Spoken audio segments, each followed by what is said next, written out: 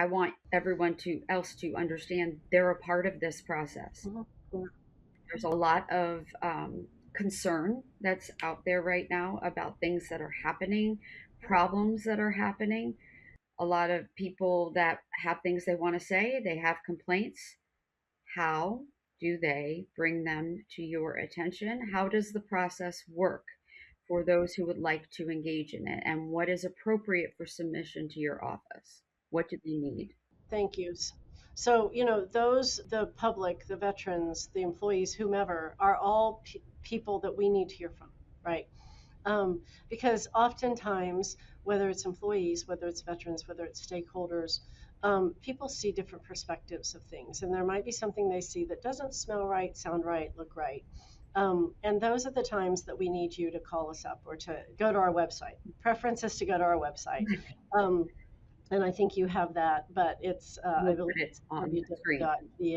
www.vaoig.gov. And you can really go, I mean, the first thing that comes up is the hotline complaint. And so it kind of says, put in a complaint. And it's going to ask you for information. So it's going to ask you to be as specific as you can be. You can provide it anonymously if you want to. You can provide your name. You can provide the information. You can attach documents. And that's really where most of our work comes from. A large, significant, like last year, we were over 40,000 hotline complaints. We went up by about 7,000 in a year, and we're trending up for this year as well. So that's where people report fraud. That's where people report complaints about activities that they have concerns about the impact of the VA or impact the veteran community. And so those are the things that we need you to come in and look at. What do we look at? So we look at primarily we're looking at crimes, fraud on VA campuses. Now, when I say crimes, if it's small theft, that's something the VA police is probably going to handle. When I'm talking about significant, like if there's, if you think somebody's not, isn't, what we've seen is situations where education programs aren't quite what they seem, right? There's an education program, but they're not really offering any classes, but they're taking the veterans' money and not giving them any results. That's one of the biggest areas of fraud we see.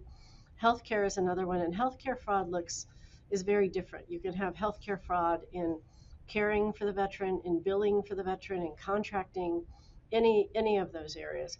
Another large area we see it in is fiduciary.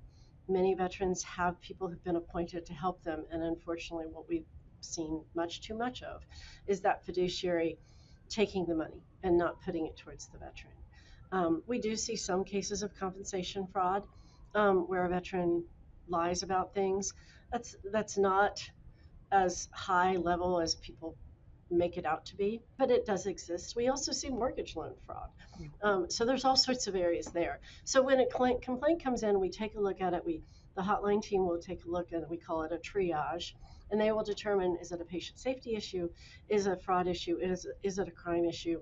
Is it something where they're concerned about there's not following policy, or there's confusion about the policy, or which there's a lot of that in VA.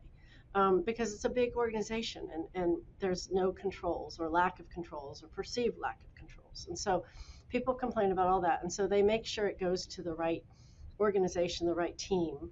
And then that team takes it and looks at it and says, have we looked at it before? How recently have we looked at it? Is this different? Is this following a trend we're currently looking at? And can we put that with something else?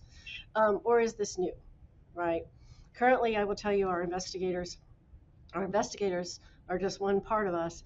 They have over 1,000 open investigations, Wow. and they have over 750 referrals, which means they're looking at those to determine whether to investigate. And so that's a lot. That's a How heavy many lift. investigators do you have? About 180. Are you looking for more?